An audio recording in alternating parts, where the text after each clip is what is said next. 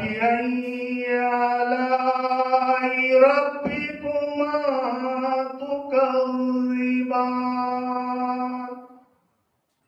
ಮೊಹಮ್ಮದ್ ಸಲ್ಲಲ್ಲಾಹು ಅಲೈಹಿ ವಸಲ್ಲಂ ಅದಕ್ಕೆ ಸ್ಪಷ್ಟ ಮಾಡಬೇಕಾದ್ರೆ ನ್ಯಾಯಕ್ಕಾಗಿ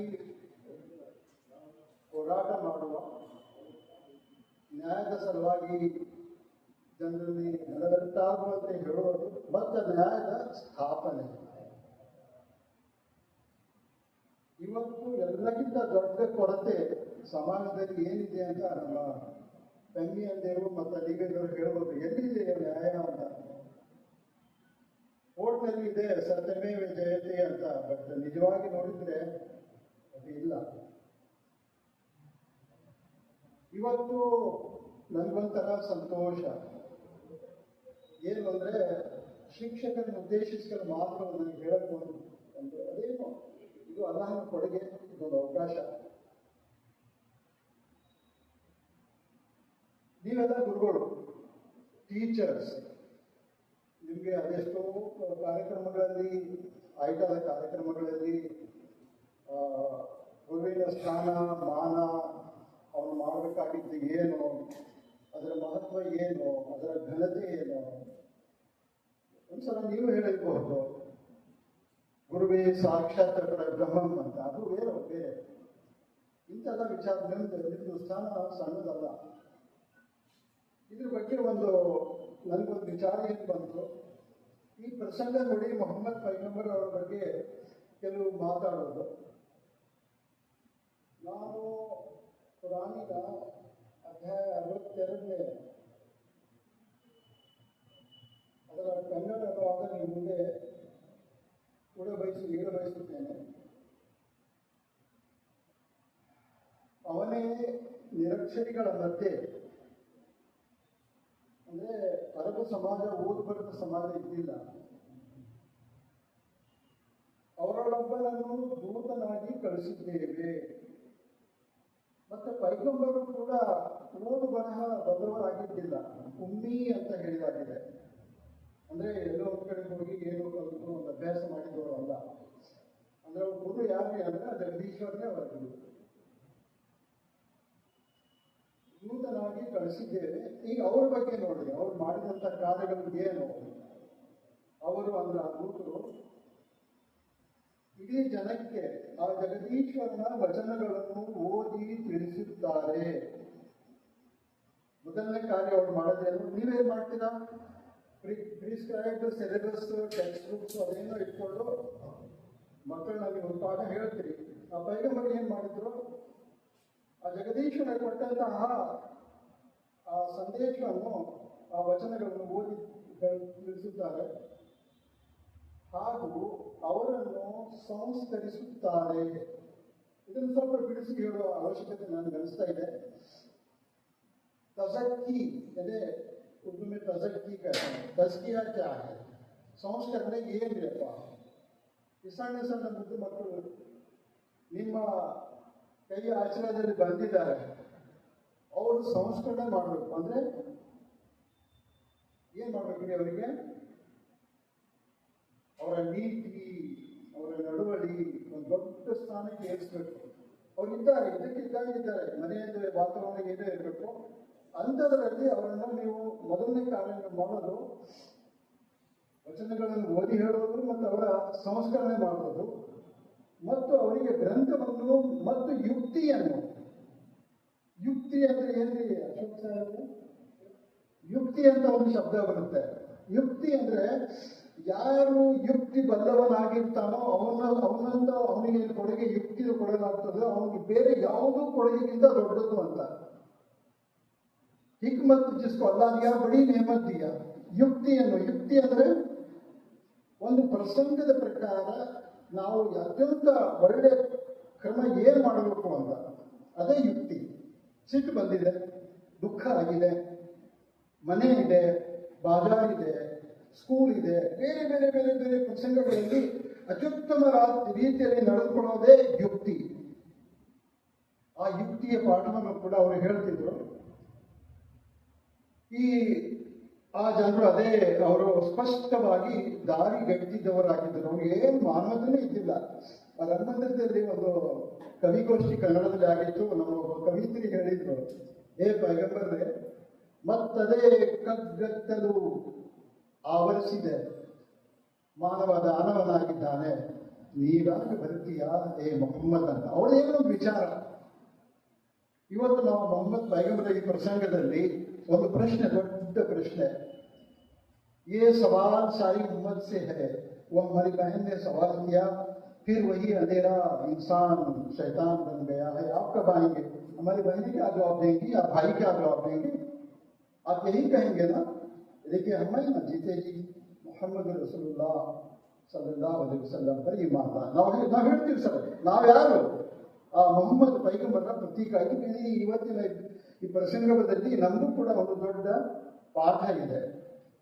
ಇದನ್ನು ಹೋಲಿಸಿ ನೋಡಿದಾಗ ನೀವು ಗುರುಗಳು, ನೀವು ಶಿಕ್ಷಕರು, ಅವರೊಬ್ಬರು ಗುರುಗಳು, ಅವರು ಪ್ರಾಕ್ಟಿಕಲ್ ಕೂಡ ಮಾಡ್ತಿದ್ರು. ಒಂದ್ಸಲ ಸಂಗಾತಿ ಒಬ್ಬರೊಳಗೆ ಹೋಗ್ತಾ ಇದ್ದಾರೆ. ದಾರಿ ಉದ್ದಕ್ಕೆ ಒಂದು ಸತ್ತ ಕುರಿ ಬಿರಿ ಬಿದ್ದಿದೆ. ಅದರ ಕಡೆ ಎಲ್ಲರ ದೃಷ್ಟಿ ಗಮನ ಇದು ಮಾಡಿ, ನೋಡಿ ನಿಮ್ಮಲ್ಲಿ ಯಾರಾದ್ರೂ ಈ ಸತ್ತು ಕುರಿಯನ್ನು ತಗೊಳ್ಳೋದು ಬಯಸ್ತೀರಾ ಅಂತ. ಅದು ಸತ್ತದ್ದು, ಅದು ಹರಾಮು, ಅದ್ಯಾಕೆ ನಾವು ತಗೊಳ್ಳೋದು? ಅದನ್ನು ಒಂದು ಉದಾಹರಣೆ ಮುಂದಿಟ್ಟು ನೋಡಿ, ಈ ಜಗತ್ತಿನ ಸಂಪತ್ತು, ಇಲ್ಲಿದ್ದಂತಹ ಸೌಕರ್ಯ ಎಲ್ಲ ಏನಿದೆ ಆ ಸತ್ತು ಕುರಿ ಇದ್ದಂಗೆ ಅಂತ. ನಮ್ಗೆಲ್ಲರಿಗೆ ಬಹಳ ಸರಳವಾಗಿ ಹೇಳ್ತೀವಿ ಸಾಕ್ರೆ, ಎಲ್ಲ ಬಿಟ್ಟು ಹೋಗೋದ್ರೆ ಅಂತ. ಕರೆ ಮೈ ತುಂಬ ಗಂಟೆ ಆ ಗಂಟು 150 ಎಲ್ಲ ಮೈ ಸುತ್ಕೊಂಡಿದ್ವಿ ಅಂತಂದ್ರಲ್ಲಿ ಅವರು ಪ್ರಾಕ್ಟಿಕಲಿ ಕೂಡ ಹೇಳ್ತಿದ್ರು. ಚಳಿಗಾಲ ದಿವಸ ಒಂದು ಗಿಡದ ಎಲೆಗಳೆಲ್ಲ ಹಸಿರು ಬೆಳೆದಿದ್ದು ಹಳದಿ ಆಗ್ತಾವಲ್ಲ, ಅದು ಜೋರಾಗಿ ಅಲ್ಲಾಡಿಸಿ ಎಲೆಗಳೆಲ್ಲ ಬಿದ್ದು. ಪ್ರಾಕ್ಟಿಕಲಿ ನೋಡಿ, ಯಾರು ಆ ಜಗದೀಶ್ವರನನ್ನು ಸತತವಾಗಿ 5 ಸಲ ನೆನಪಿಸ್ತಾರೋ, ಅವನ ಮುಂದೆ ಯಾರು ಶಿರವಾಗ್ತಾರೋ, ಅವರಲ್ಲಿದ್ದಂತಹ ದುಷ್ಫಲಗಳೆಲ್ಲ ಅದೇ ತರ ಉರುಳಿ ಹೋಗ್ತವೆ ಅಂತ. 108 ಯಾಕಂದ್ರೆ ಪ್ರಸಂಗ ಎಷ್ಟು ಸಮಯ ಸಾಧನೆಗೆ ಬಹಳ ಕಡಿಮೆ ಇದೆ. ಬಹಳ ಮಾತಾಡೋದಂತೂ ಬಹಳ ಇದೆ ಮೊಹಮ್ಮದ್ ಪೈಗಂಬರ್ ಬಗ್ಗೆ. ಅಂದ್ರೆ ಒಂದು ಇದೆ ಕುರಾನಿನ ಆಯತ್ತಿನ ಆಧಾರದ ಮೇಲೆ ಆದರಣೀಯ ಶಿಕ್ಷಕರೇ ನಾನು ಹೇಳೋದು ಏನಂದ್ರೆ, ಅವರು ಗುರುವಾಗಿದ್ರು. ಅದೆಂತ ಗುರುಗುರಿ ಅವರು?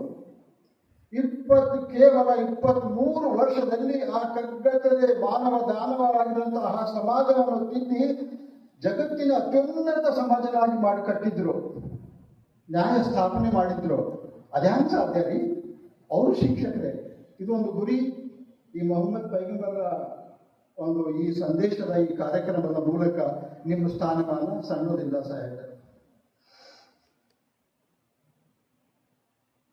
ಇನ್ನೊಂದು ನಾನು ನಮ್ಮ ಅಮೀರ ಮುಖಾಮಿ ಅವರಿಗೆ ಗೊತ್ತಿದೆ, ಹೆಚ್ಚಾಗಿ ಈ ಆಯತ್ ನಾನು ಮೊಹಮ್ಮದ್ ಸಲ್ಲಲ್ಲಾಹು ಅಲೈಹಿ ವಸಲ್ಲಂರ ಬಗ್ಗೆ ಹೇಳೋ ಪ್ರಸಂಗ ಬಂದಾಗೆಲ್ಲ ಹೇಳ್ತೀನಿ. ಸೂರತ್ ತೌಬದ ಇದು ಕೊನೆಯ ಆಯತಗಳಲ್ಲೊಂದು, ಲಕದ್ ಜಾಅಕುಂ ರಸೂಲುಂ ಮಿನ್ ಅನ್ಫುಸಿಕುಂ ಅಜೀಜುನ್ ಅಲೈಹಿ ಮಾ ಅನಿತ್ತುಂ ಹರೀಸುನ್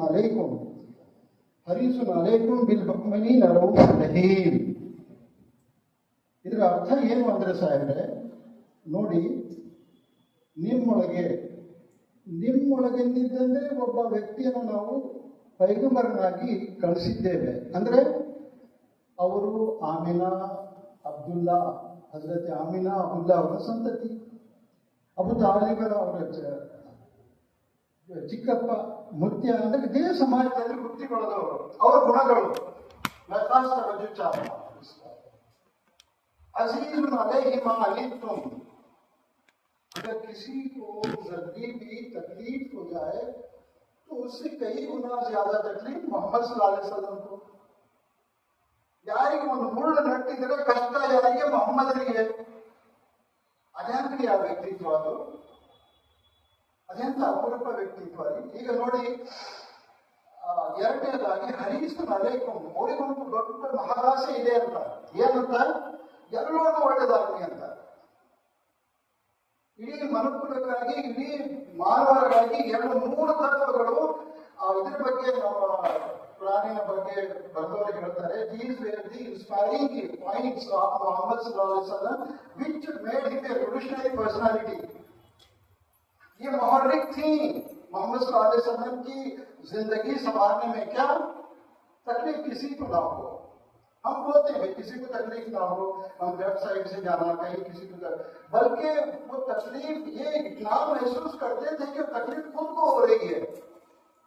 ये मोहम्मद सल्लल्लाहु अलैहि वसल्लम की शान थी। अगर आप जहाँ भी स्कूल में है या कहीं और भी है, बच्चों को पढ़ा रहे हैं, हर महल में कुछ ना कुछ एक रुकावटें तकलीफ कुछ ना कुछ आती है। उसके बदले में आपका रिएक्शन क्या है? ಅದ್ರ ಬಗ್ಗೆ ನೀವು ಯಾವ ರೀತಿ ಅದನ್ನು ಪರಿಹಾರ ಕಂಡುಕೊಳ್ತೀರಿ ಅಂದ್ರೆ ಕಷ್ಟ ಪಡುವವರ ಸಲುವಾಗಿ ಕೂಡ ನಾವು ದುವಾ ಮಾಡೋದು, ಅದು ಏನ್ ಮಾಡೋದು? ಮತ್ತೆ ಅದರ ಬದಲಾಗಿ ಯಾವಾಗಲೂ ಅವರು ಹಿತಚಿಂತಕರಾಗಿಯೇ ಇರೋದು. ಅಜೀಜು ನಲೈಕು ಆಗಿತ್ತು, ಹರೀಸು ನಲೈಕು, ಬಹಳ ಅವರು ಎಲ್ಲರೂ ಒಳ್ಳೆಯದಾಗಿ ಈ ವಿಷಯ ಇವತ್ತು ನನ್ನೊಳಗೆ ಈ ಜಮಾತಿನ ಜವಾಬ್ದಾರಿಗಳಿಗೆ ನಮ್ಮ ತಂಗಿಯಂದಿರ ಕಡೆ ಇವೆಲ್ಲ ಗುರುಗಳ ಒಳಗೆ ಬಂದ್ರೆ ನೋಡಿ ಅದೆಂತ ಕ್ರಾಂತಿ ಆಗ್ಬೋದು ಸಾಧ್ಯ. ನಮ್ಮ ಮನೆಯಲ್ಲಿ, ನಮ್ಮ ಸಮಾಜದಲ್ಲಿ, ನಮ್ಮ ಕುಟುಂಬದಲ್ಲಿ ಅದೆಂತ ಕ್ರಾಂತಿ ಆಗ್ಬಹುದು. ಈ ಎರಡು ವಿಷಯಗಳನ್ನ ನಾನು ಇಲ್ಲಿ ಬಯಸಿದ್ದೆ. ಮೊಹಮ್ಮದ್ ಪೈಗಂಬರ್ ಬಗ್ಗೆ ಅವರು ಇದೇನು ಆಂದೋಲನದ ಬಗ್ಗೆ ನಮ್ಮ ಆರಿಫ್ ಸಾಹೇಬರು ಹೇಳಿದರು, 15 ದಿವಸ ಸತತ ಆಂದೋಲನ. ಅದಕ್ಕಾಗಿ ಮೊಹಮ್ಮದ್ ಪೈಗಂಬರರು ನ್ಯಾಯದ ಹರಿಕಾರಿ ಅಂತ. ಹರಿಕಾರಿ ಅಂದ್ರೆ ಇದನ್ನು ಮತ್ತೆ ಕಟ್ಟಿದ್ದವರು, ಮತ್ತನೇ ಅದನ್ನು ಸ್ಥಾಪನೆ ಮಾಡಿದ್ರು. ಈ ನನ್ನ ಕಾರ್ಯಕ್ರಮದ ಎಲ್ಲಕ್ಕಿಂತ ಮುಂಚಿತವಾಗಿ ನಾನು ಸೂರ್ಯ ರೆಹಮಾನದ ಒಂದು ವಾಕ್ಯದ ಸಣ್ಣ ಇದು ಪಠಣೆ ಮಾಡಿದ್ದೆ.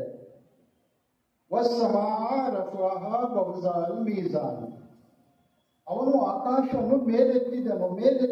ಎಷ್ಟು ಮೇಲೆತ್ತಿದ್ದನು? ಅದ್ರ ಕೊನೆ ಎಲ್ಲಿದೆ ಅಂತ ಇವತ್ತಿಗೂ ಗೊತ್ತಾಗಿಲ್ಲ. ಅಭಿ ತಕ್ ಬಿ ಆಸ್ಮಾನ್ कहाँ तक है इसको नहीं पहचाना गया। कुरान कहता है कि फिर उसमें हमने एक मीज़ान कायम किया। अरे आसमान में ತಂಗಿ ಅಂದರೆ ಆಕಾಶದಲ್ಲಿ ಎಲ್ಲಾದ್ರೂ ತಕ್ಕಡಿ ನಮ್ಗೆ ಕಾಣ್ತಾ ಇದೆ ಏನ್ರಿ? ಇಲ್ಲಲ್ಲ, ತಕ್ಕಡಿ ಇದೆ, ಅಕ್ಕವರು ಒಂದು ತಕ್ಕಡಿ ಇದೆ ಅಂತ ಹೇಳಿದ್ರೆ ಈ ಇಡೀ ನಿಸರ್ಗ ಒಂದು ಶಿಸ್ತುಬದ್ಧಾಗಿ ನಡೀತಾ ಇದೆ. ಅದೆಷ್ಟು ನಕ್ಷತ್ರಗಳು, ಅದೆಷ್ಟು ಗ್ರಹಗಳು ಎಲ್ಲ ತನ್ನ ಪಾಡಿಗೆ ತನ್ನಗೆ ಕಟ್ಟಿಟ್ಟಂತ ದಾರಿ ಮೇಲೆ ಮಾತ್ರ ನಡೀತಾ ಇದ್ದಾವೆ.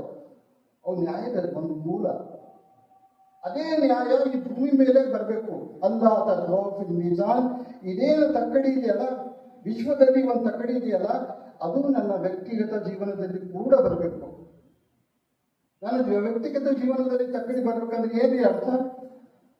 ಸಿಟ್ಟು ಬಂದಾಗ ಅದನ್ನು ಹೀರ್ಕೊಳ್ಬೇಕು, ನುಗ್ಬೇಕು. ನನ್ನ ದೃಷ್ಟಿಯನ್ನು ನನ್ನ ಹಿಡಿತದಲ್ಲಿ ಇಡಬೇಕು, ನನ್ನ ನಾಲಿಗೆಯನ್ನು ನನ್ನ ಹಿಡಿತಲ್ಲೇ ಇಡಬೇಕು. ಅಂದ್ರೆ ಎಲ್ಲ ಕಡೆ ಬ್ಯಾಲೆನ್ಸಿಂಗ್. ಮೀಜಾನ್. ಈ ತಕ್ಕಡಿಯಲ್ಲಿ ನೀನೇನು ಸಮತೋಲನೆ ಕೆಡಿಸುವಂತ ಕೆಲಸ ನೀನೆಂದೂ ಮಾಡಬಾರದು. ಇದು ನಮ್ಮ ಈ ಆಂದೋಲನದ ಗುರಿ. ಮಹನೀಯರೇ, ತಾವೆಲ್ಲರೂ ಒಂದು ಶಿಕ್ಷಣ, ಅದರ ಬಗ್ಗೆ ಮಕ್ಕಳಲ್ಲಿ ಅಷ್ಟೇ ಅಲ್ಲ ಸಮಾಜದಲ್ಲಿ ಕೂಡ ಅದರ ಪ್ರಸಾರ ಮಾಡುವ ಒಂದು ಒಂದು ಕಾರ್ಯ, ದೊಡ್ಡ ಕೆಲಸ. ಅಂಥದ್ರಲ್ಲಿ ನಿಮ್ಮೊಳಗೆ ಒಂದು ಸಮತೋಲನೆ ಇತ್ತು ಜೀವನದಲ್ಲಿ. ಆದರೆ ನಿನ್ನೆ ಒಂದು ನಮ್ಮ ಮೆಮೋರಿಯಲ್ ಸ್ಕೂಲ್ ಟೀಚರ್ಗೆ ಅವಾರ್ಡ್ ಕೊಟ್ಟಿದ್ದಾರೆ, Samina madam, Asma madam, sir को दिया था, खुला है इनके वास्ते। तो ये अवार्ड कह के नहीं दिया साहब, क्या तो भी ये बड़े खानदान पॉलिटिकल इन्फ्लुएंस ऐसा नहीं, इनका परफॉर्मेंस है, इनकी मेहनत है, इनकी लगन है, इनके बच्चों से मोहब्बत है. That provided them, that presented them. It is an inspiration. ಇದು ಒಂಥರ ಪ್ರೋತ್ಸಾಹ. ಅಂದರೆ ಆದರಣೀಯ ಶಿಕ್ಷಕರೇ, ಗುರುಗಳೇ, ಈ ಒಂದು ಆಂದೋಲನದ ಮೂಲಕ ನಾವು ಜಮಾತೆ ಇಸ್ಲಾಮಿ ಕರ್ನಾಟಕ ಇಡೀ ರಾಜ್ಯಾದ್ಯಂತ ಜನರಲ್ಲಿ ನ್ಯಾಯದ ಬಗ್ಗೆ ಒಂದು ಭಾವನೆ ಹುಟ್ಟಿಸಿ, ನ್ಯಾಯಕ್ಕಾಗಿ ನ್ಯಾಯ ಅಂದರೆ ನನ್ನ ಜಾತಿಯವರಿಗೆ ಮಾತ್ರ ಹಿತ ವಹಿಸೋದ, ಅಥವಾ ಮುಸ್ಲಿಮರಿಗೆ ಇವರಿಗೆ ಮಾಡೋದು, ಅವ್ರದಲ್ಲ ಅವರಿಗೆ ಅದು ಇದು ನ್ಯಾಯ ಅಲ್ಲ ಸಾಹೇಬ್ರೆ, ಇದು ನ್ಯಾಯ ಅಲ್ಲ. ಅದನ್ನು ಮತ್ತೆ ಕಟ್ಟಿ ಮತ್ತೆ ಅದನ್ನೇ ಸ್ಥಾಪನೆ ಮಾಡೋಣ ಅಂತ. ಇದು ಬರೀ ಮುಸಲ್ಮಾನರಿಗೆ ಸಂಬಂಧಿತ ಕಾರ್ಯಕ್ರಮ ಅಲ್ಲ, ಇಡೀ ಎಲ್ಲ ಸಮಾಜದವರಿಗೆ ನಾವೆಲ್ಲ ಇದು ಬೀದರ್ ಗೇಟ್ವೇಯಲ್ಲಿ ನಮ್ಮ ಬೀದರಿನ ಅತ್ಯಂತ ಏನೇ ದೊಡ್ಡ ದೊಡ್ಡ ವ್ಯಕ್ತಿಗಳನ್ನು ಕರೆಸಿ ಇದ್ರ ಬಗ್ಗೆ ಒಂದು ಒಳ್ಳೆಯ ಸಮಾಲೋಚನೆ ಕೂಡ ಆಗಿದೆ.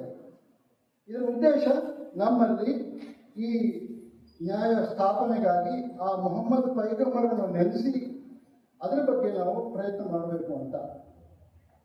ನಾವ್ಯಾಕ್ರಿ ಪ್ರಯತ್ನ ಮಾಡಬೇಕು ಅಂತ ದೊಡ್ಡ ಪ್ರಶ್ನೆ. Why should I try? ನಾನು ಯಾಕೆ ಮಾಡ್ಬೇಕ್ರಿ? ಅವರು ಜಡ್ಜ್ ಇದ್ದಾರಲ್ಲ, ಅದಕ್ಕೆ ಇಂಪ್ಲಿಮೆಂಟ್ ಮಾಡೋಕ್ಕೆ ಎಕ್ಸಿಕ್ಯೂಟಿವ್ ಇದೆಯಲ್ಲ, ಪೊಲೀಸ್ ಇದೆಯಲ್ಲ, SP ಇದ್ದಾರಲ್ಲ, ನಾವ್ಯಾಕೆ? ಸಾಹೇಬ್ರೆ, ಈ ನನ್ನ ಮಾತು ತಾವೆಲ್ಲರೂ ಅದನ್ನ ಗ್ರಹಿಸಿ ತನ್ನೊಳಗೆ ತಗೊಂಡು ಹೋದಾಗ ನಾನು ಮಾತಾಡಿದ್ದು ಸಾರ್ಥಕ ಅಂತ ತಿಳಿಯುತ್ತೇನೆ. ಅದೇನ್ರಿ ಅಪ್ಪ, ನಾವ್ಯಾವ್ರಿ ಸಾಹೇಬ್ರೆ? ಆ ಜಗದೀಶ್ವರನ ಈ ಭೂಮಿಯ ಮೇಲೆ ಅವನ ಪ್ರತಿನಿಧಿ.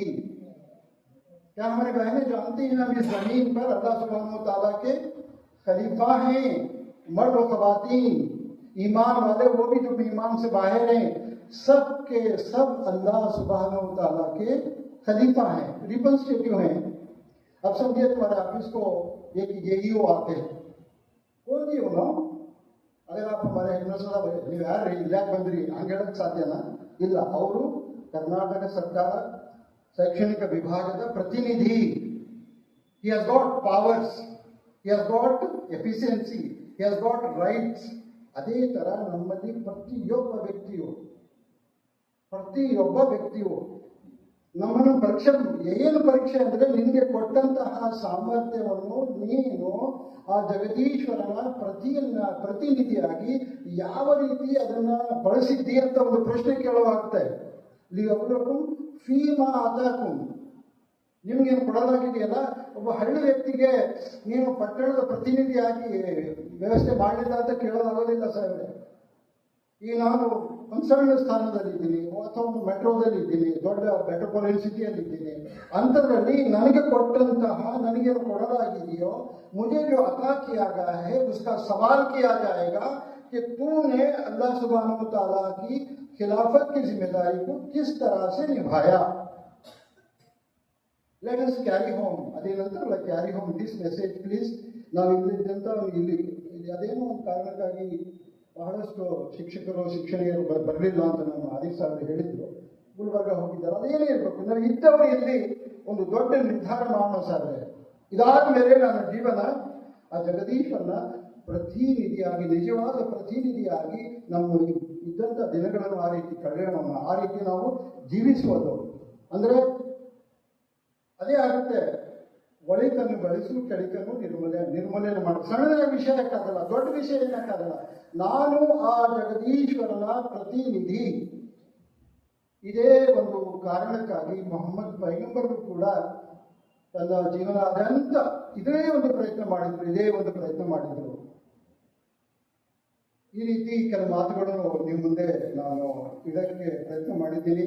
ಒಂದನೇದಾಗಿ, ತಾವುಗಳು ಶಿಕ್ಷಕರು, ಗುರುಗಳು, ದೊಡ್ಡ ಗುರು ಮೊಹಮ್ಮದ್ ಪೈಗಂಬರರು ಎಂಥವರಾಗಿದ್ದರು, ಅವರು ಎಂತೆಂಥ ವ್ಯಕ್ತಿಗಳನ್ನು ನಿರ್ಮಾಣ ಮಾಡಿದ್ರು. ಕಲಿಯ ಬಿಲಾಲ್, ಆ ಕಾಲದ ಈ ಕಾಲದ ದಲಿತ ಅಂತಿರಲ್ಲ ಅಂಥವ್ರು, ದಪ್ಪರು, ಇಂತಿಂಥ ತುಟಿಗಳು, ಗುಂಗುರ ಕೂದಲ, ಗುಲಾಮರಾಗಿದ್ದವರನ್ನು ಕಾಬತುಲ್ಲಾ ಅಂದ್ರೆ ನಮ್ದು ಅದು ಇದು ಇದೆಯಲ್ಲ ಕಾಬಾ, ಅದರ ಮೇಲೆ ಇರಿಸಿ ಅಜಾನ್ ಹೇಳಕ್ಕೆ ಮಾಡಿದ್ರು. ಆ ಸ್ಥಾನ ಕೊಟ್ಟವರು ಯಾವ ಗುರು, ಯಾವ ಶಿಕ್ಷಕ? Who is the teacher?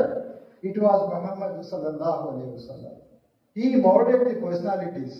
ತಾವೆಲ್ಲರೂ ದೊಡ್ಡ ಸ್ಥಾನದಲ್ಲಿದ್ರಿ, ಅದನ್ನು ನೀವೆಲ್ಲ ಗಂಭೀರವಾಗಿ, ನಾನು ಹೇಳೋ ಅವಶ್ಯಕತೆನೇ ಇಲ್ಲ. ಆ ಗುರುಗಳು, ನಾನು ಗುರು ಆಗಿದ್ದಿಲ್ಲ. I was the different. Okay, but ಅದೊಂದು ಒಂದು ಮಾತು ಹೇಳಿದ್ದೆ ನಾನು. ಎರಡನೇದಾಗಿ, ಮೊಹಮ್ಮದ್ ಪೈಗಂಬರಿಗೆ ಪ್ರೋತ್ಸಾಹನೆ ಕೊಟ್ಟಂತಹ ವಿಷಯ ಏನು? ಅಜೀಜುನ್ ಅಲೈಹಿ ಮಾ ಅನೀತುಂ, ಯಾರಿಗೂ ಎಳ್ಳಷ್ಟು ಕಷ್ಟ ಆಗಬಾರ್ದು, ದುಃಖ ಆಗಬಾರ್ದು, ಯಾವುದೇ ತೊಂದರೆ ಆಗಬಾರ್ದು. ಅದೊಂದು ಮೂಲವಾಗಿ ಮನಸ್ಸಿನಲ್ಲಿ ಇಟ್ಕೊಳ್ಳಿ ಸರ್. ಎರಡನೇದು, ಎಲ್ಲರ ಹಿತೈಷಿಗಳಾಗಿ, ಎಲ್ಲರ ಬಳಿತನ್ನು ಬಯಸಿ, ಇಡೀ ವಿಶ್ವದ ಬಳಿತನ್ನು ಬಯಸಿ. ಇದು ಮೊಹಮ್ಮದ್ ಪೈಗಂಬರ ಈ ಪ್ರಸಂಗದ ಒಂದು ಸಂದೇಶ ನಾನು ಕೊಡಬಯಸುತ್ತೇನೆ. ಮೂರನೇದಾಗಿ, ನಮ್ಮ ಹೊರದೋಟ ಪರದಾಟ, ನನ್ನ ಒಳಗೆ ನನ್ನ ಶರೀರದಲ್ಲಿ ನನ್ನ ಆತ್ಮದಲ್ಲಿ ಕೂಡ ಒಂದು ಯುದ್ಧ ನಡೀತಾ ಇದೆ. ಪ್ರತಿ ವ್ಯಕ್ತಿಗಳಲ್ಲಿ ಒಳಿತು ಮತ್ತೆ ಕೆಳಕಿನ ಒಂದು ಯುದ್ಧ ಒಳಗಡೆ ಇದೆ. ಅದರಲ್ಲಿ ನಾನು ನನ್ನ ವ್ಯಕ್ತಿತ್ವದ ಮೇಲೆ ನ್ಯಾಯ ಸ್ಥಾಪನೆ ಮಾಡಿದರೆ ನನ್ನ ಮೇಲೆ ನನ್ನ ಯಶಸ್ಸು. It is my victory over my personality. ಅದನ್ನು ಮಾಡಿ. ಅದಾದ್ಮೇಲೆ ನನ್ನ ಮನೆ ಇದೆ, ನನ್ನ ಕುಟುಂಬ ಇದೆ, ನನ್ನ ಸಮಾಜ ಇದೆ, ರಾಷ್ಟ್ರ ಇದೆ. ಅದ್ರ ಮೇಲೂ ಕೂಡ ನ್ಯಾಯ ಬರಲಿ ಅಂತ ನಾವೆಲ್ಲರೂ ಇವತ್ತೊಂದು ದೃಢವಾದ ನಿರ್ಣಯವನ್ನು ಮಾಡೋಣ. ಅದು ಕೊನೆ ಮಾತು ನಾನು ಮುಂದೆ ಇವತ್ತು ಪ್ರಸ್ತಾವನೆ ಮಾಡಿದ್ದು ಏನಂದ್ರೆ, इडी मनकुला आ जगदीश्वरನ प्रतिनिधि। मैं अल्लाह से दुआ करता हूँ कि अल्लाह मैंने जो बातें कही है उस पर मुझे हम सबको अमल करने की तौफीक दे। ಜಗದೀಶ್ವರನಲ್ಲಿ ನನ್ನ ಪ್ರಾರ್ಥನೆ, ನಾವೆಲ್ಲ ಅವನ ಸಂತತಿಗಳು ನಮ್ಮೆಲ್ಲರನ್ನು ಈ ನಾನು ಹೇಳಿದ ಕೆಲ ಮಾತುಗಳ ಮೇಲೆ ಕಾರ್ಯಗತರಾಗಲು ನಮಗೆ ಸದ್ಬುದ್ಧಿ ನೀಡಲಿ ಅಂತ ಹೇಳಿ ನನ್ನ ಮಾತನ್ನು ಮುಗಿಸ್ತೇನೆ. ಥ್ಯಾಂಕ್ಸ್. ಪಾಲ್ಗೊಂಡಿದ್ದು ಎರಡನೇ ಸಲ. ನನ್ನ ಆತ್ಮಿಕ ಗೆಳೆಯರಾದಂಥ ನಾನು ಕಮಟಾನ ಹೈಸ್ಕೂಲ್ ಉರ್ದು ಶಾಲೆ ಡ್ರಾಯಿಂಗ್ ಟೀಚರ್ ಆಗಿ ಕೆಲಸ ಮಾಡ್ತಾ ಇದ್ದೀನಿ. ಮೊಹಮ್ಮದ್ ಪೈಗಂಬರ್ ಮೊದಲು ನಾನು ಕೇಳಿದ್ದೀನಿ, ಇವಾಗಲೂ ನಾವು ಬರೆದಾಗ ಅಷ್ಟು ಗೊತ್ತಿಲ್ಲ. ಆದ್ರೂ ಕೂಡ ನನ್ನೊಂದು ಅನಿಸಿಕೆ ಏನದು ಅಂದ್ರೆ, ಯಾವುದೇ ವ್ಯಕ್ತಿತ್ವದಲ್ಲಿ ಗುರುತಿಸ್ಬೇಕು. ವ್ಯಕ್ತಿ ಗುರುತಿಸ್ತೇವೆ ಯಾವ ತರ ಅಂದ್ರೆ, ಗುಡ್ಡ ಗಿಡ್ಡ ಫ್ಯಾಟ ಟೋಪಿ ವಾಲ ದಾಡಿ ವಾಲ ಶರಣಪ್ಪ ಗುಂಡಪ್ಪ ಈ ತರ ಅವ್ರಿಗೆ ಗುರುತಿಸೋದು ವ್ಯಕ್ತಿ. ಅದ್ರ ವ್ಯಕ್ತಿತ್ವ ಗುರುತಿಸೋದು ಹಂಗಲ್ಲ. ವ್ಯಕ್ತಿತ್ವ ಗುರುತಿಸ್ಬೇಕಾದ್ರೆ ಮಹಾನ್ ಗುಣಗಳ ಮೂಲಕ ಗುರುತಿಸ್ಬೇಕಾಯ್ತು. ಮಹಾತ್ಮ ಗಾಂಧಿ ಆಗಿರೋದು ಅವರಲ್ಲಿರ್ತಕ್ಕಂಥ ಗುಣಗಳಿಂದ ಮಹಾನ್ ಬಂತು. ಇಲ್ಲಿ ಪೈಗಂಬರ್ ಮಹಾನ್ ಪ್ರವಾದಿ ಆಗಿರೋದು ಅವರಲ್ಲಿರ್ತಕ್ಕಂಥ ಸವಾಲುಗಳನ್ನು ಎದುರಿಸಿ ಸಮಾಜಕ್ಕೆ ಕೊಟ್ಟಂತ ಒಂದು ಅವ್ರ ಬಳಿ ಇರ್ತಕ್ಕಂಥ ಎಲ್ಲ ಇದು ಕೊಟ್ಬಿಡ್ತಾರಲ್ಲ ಸಮಾಜಕ್ಕೆ ಒಳ್ಳೆಯ ಸಂದೇಶಗಳನ್ನು. ಆ ಒಂದು ಮೂಲಕ ಮಹಾನ್ ವ್ಯಕ್ತಿ ಆಗ್ಬಿಟ್ರು. ಬಾಬಾ ಸಾಹೇಬ್ ಅಂಬೇಡ್ಕರ್ ಆಗಿರೋದು ಅವರು ವ್ಯಕ್ತಿತ್ವದಿಂದ ಅವ್ರ ಬಳಿ ಇರ್ತಕ್ಕಂಥ ಎಲ್ಲಾ ಆಲೋಚನೆಗಳನ್ನು ಕಾನೂನುಗಳ ಮೂಲಕ ಸಮಾಜದಲ್ಲಿ ಸಹಬಾಳ್ವೆ ಮೂಲಕ ಬದುಕಬೇಕಾಗಂತ ದಾರಿ ತೋರಿಸಿದ್ದೆ ಮಹಾನ್ ವ್ಯಕ್ತಿಗಳು. ನಾನು ಸರ್ಕಾರಿ ಉರ್ದು ಪ್ರೌಢಶಾಲೆಯಲ್ಲಿ ಕಲಿಸೋದಕ್ಕಿಂತ ಕಲ್ತಿದ್ದೆ ಹೆಚ್ಚು.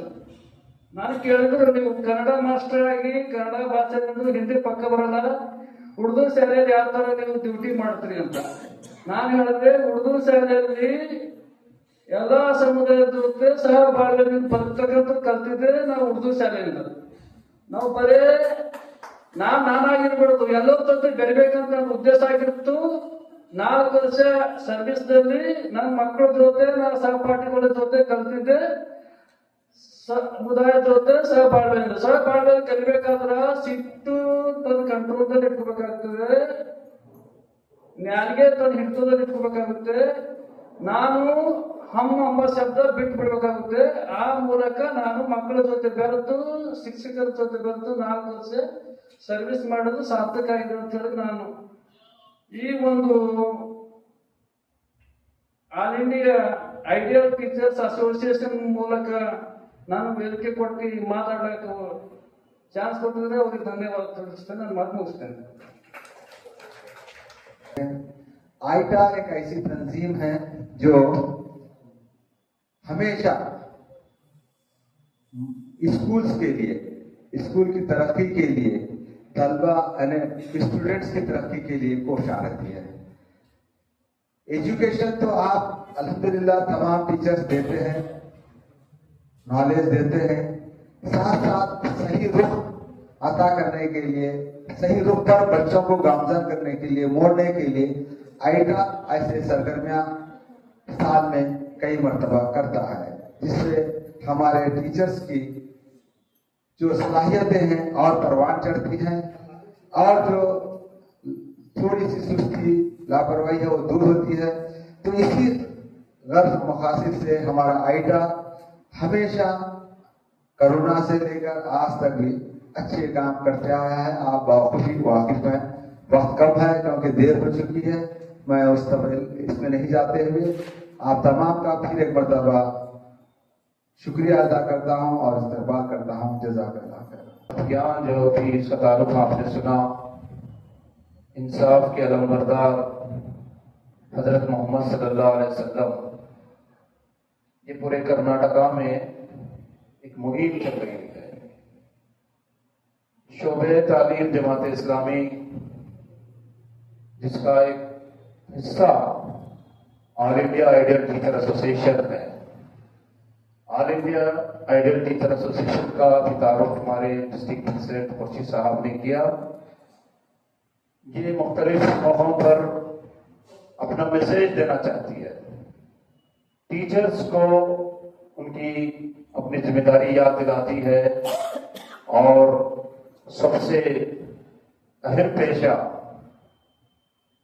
जो वो टीचर पे फायज हैं उन्हें याद दिलाती है कि कितना अहम पेशा है, कितना अहम इसकी जिम्मेदारी है।